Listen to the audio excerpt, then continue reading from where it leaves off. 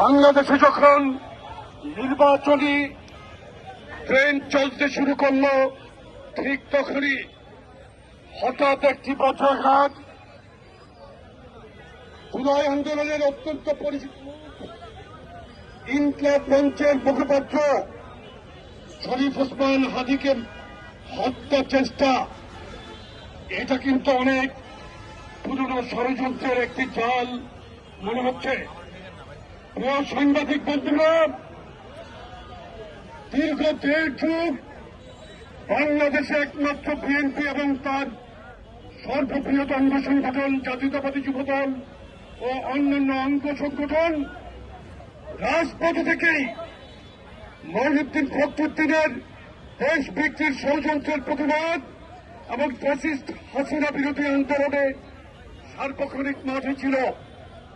তারই ধারাবাহিকতায় যখন জুলাই গণঅভ্যুত্থান সংগঠিত হল, বিএনপির ভারপ্রাপ্ত চেয়ারম্যান জনাব তারেক রহমান উনি প্রত্যেকটি গণতান্ত্রিক দলকে জুলাই আন্দোলনে মাঠে থাকার জন্য আহ্বান জানিয়েছিলেন এবং একটি পর্যায়ে উনি শেখ হাসিনার পদত্যাগের দাবিতে এক দফা দিয়েছিলেন। আপনাদের নিশ্চয়ই মনে আছে, জুলাই আন্দোলন সফল হওয়ার পরে বিএনপি কিন্তু এটার একক দাবিদার কোনদিন হয় নাই, হওয়ার চেষ্টা করে নাই। বিএনপি কিন্তু সর্বক্ষণ জনগণকে এই কৃতিত্ব দিয়ে, সাধারণ ছাত্র জনতাকে এটার কৃতিত্ব দিয়েছিল।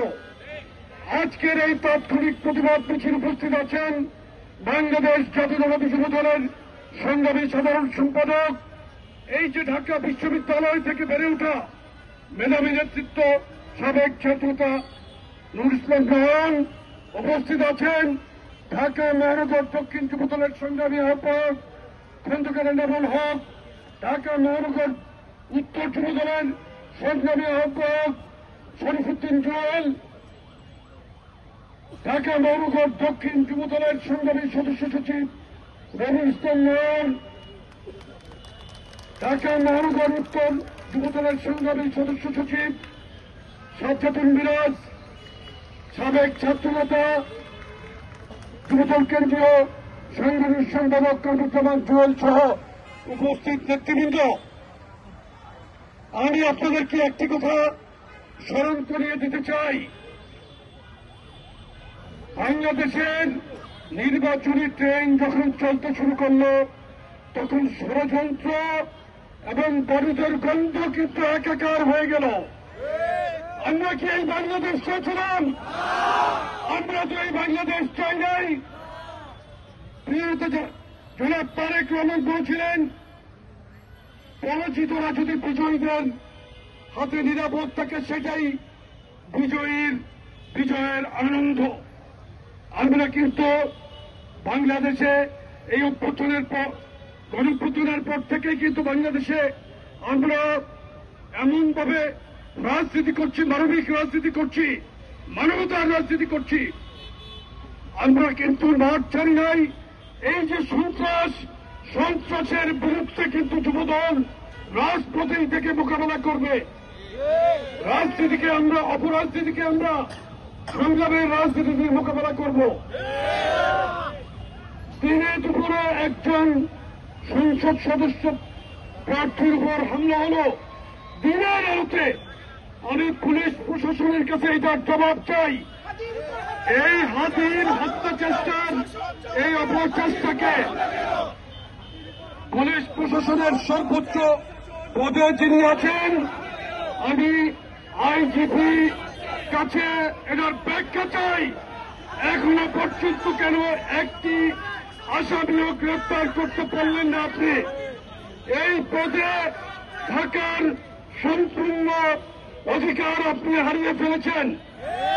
আগামী 24 ঘন্টার মধ্যে অবিলম্বে এই হত্যা চেষ্টাকারীদের গ্রেপ্তার করতে হবে। টানা তৃতীয়বার অর্জন করেছে দেশের সেরা সুপার ব্র্যান্ড স্বীকৃতি বসুন্ধরা টিস্যু। আরেকটি কথা বলতে চাই, যারা এতদিন গুপ্ত রাজনীতি করেছে, তারা এখন গুপ্ত সন্ত্রাস, আওয়ামী সন্ত্রাস একাকার হয়ে গেছে। ঢাকা ঢাকা মেডিকেল কলেজে এই ঢাকা নির্বাচনী আসন থেকে বিএনপি মনোনীত প্রার্থী যিনি একজন বর্ষিয়ান জননেতা জনাব মির্জা আব্বাস, উনি যখন ঢাকা মেডিকেলে ওসমান হাদিকে দেখতে গেল, ওই গুপ্তরা আবারও মত সৃষ্টির চেষ্টা করল। আমরা কি বাংলাদেশ চেয়েছিলাম যে মুরব্বীদের সাথে এই বেয়াদবি? আমরা কি বাংলাদেশ চেয়েছিলাম? কয়ান্নত দুজনের কোন মুরব্বী নেতাদের সাথে এই ধরনের আচরণ করলে কোন আমাদের দল আমাদেরকে এই শিক্ষা দেয় নাই? আমাদের নেত্রী আজকে হাসপাতালে চিকিৎসাধীন, সারা বাংলাদেশের মানুষ ওনার জন্য দোয়া করছে, কারণ উনি একজন সহনশীল রাজনীতিবিদ ছিলেন।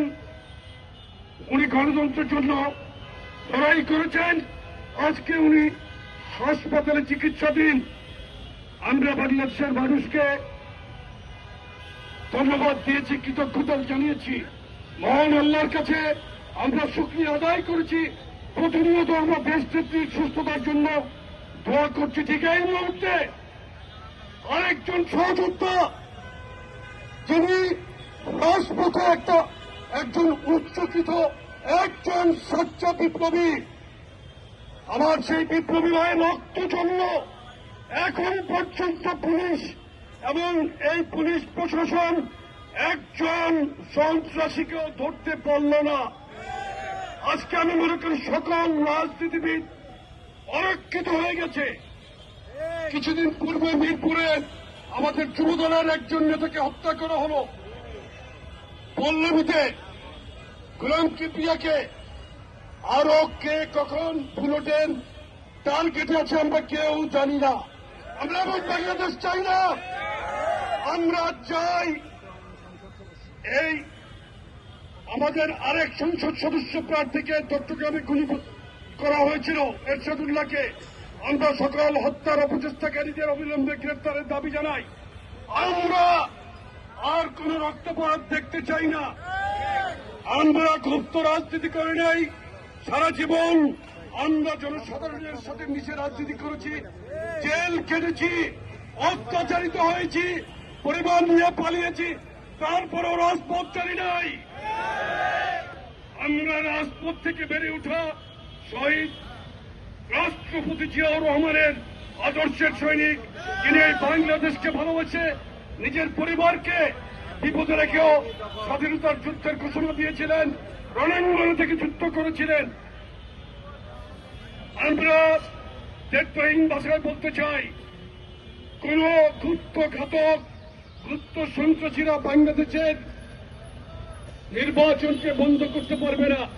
যারা নির্বাচনকে বিলম্বিত করার অপচেষ্টা করেছিল, প্রধান উপদেষ্টার দৃঢ় পদক্ষেপে নির্বাচনী মাঠে যখন সমস্ত দল নেমেছে, সেই একই গ্রুপ, সেই একই দল যারা বিভিন্ন অজুহাতে নির্বাচন বানচাল করতে চেয়েছিল, তাদের গায়ে যখন জ্বালা ধরে গেছে, তারাই এই সমস্ত গুপ্ত সন্ত্রাসের সাথে জড়িত। আওয়ামী লীগের গুন্ডারা তাদেরকে হুঁশিয়ার করে দিতে চাই, এই বাংলাদেশের মাটিতে তোমাদের ঠাঁই নাই। তোমাদের সাথে যারা আঘাত করবে তাদেরও কোনো এই বাংলাদেশের মাটিতে ঠাঁই হবে না। আমরা রাজপথে থেকেই সকল অন্যায়কে প্রতিরোধ করব। আগামীকাল নয়াপল্টন থেকে আমাদের প্রতিবাদ মিছিল শুরু হবে বেলা 1টায়। আপনারা সকলে আগামীকালের সর্বোচ্চ প্রস্তুতি নিন। পাড়ায় মহল্লায় সজাগ দৃষ্টি রাখবেন। কোন গুপ্ত সন্ত্রাসীদের কোন ঠাঁই বাংলার মাটিতে হবে না। সকলকে ধন্যবাদ জানিয়ে অবিলম্বে শরীফ ওসমান হাদির হত্যা চেষ্টাকারীদের গ্রেফতারের দাবিতে আমরা আমাদের আজকের এই কর্মসূচি শেষ করলাম। সকলকে ধন্যবাদ।